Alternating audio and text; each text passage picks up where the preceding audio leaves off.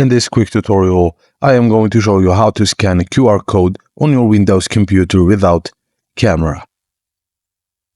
First, you need to open the Microsoft Store on your Windows computer and search for QR code scanner and download the reputable app. After the installation, open the QR code scanner app.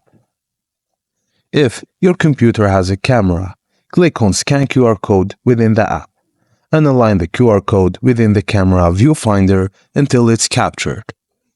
If your computer lacks a camera, click on Open QR Image or similar option. Use another device to take a screenshot of the QR code and save it to your computer.